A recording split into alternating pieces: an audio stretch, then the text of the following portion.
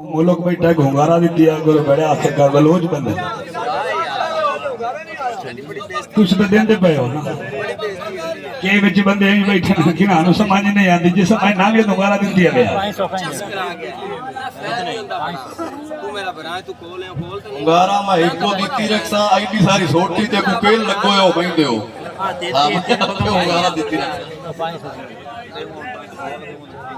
खेती है बड़े बोल मां जो बैठी हो आ नोट भी काट ले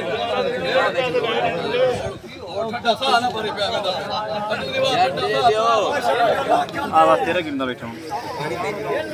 हो देगा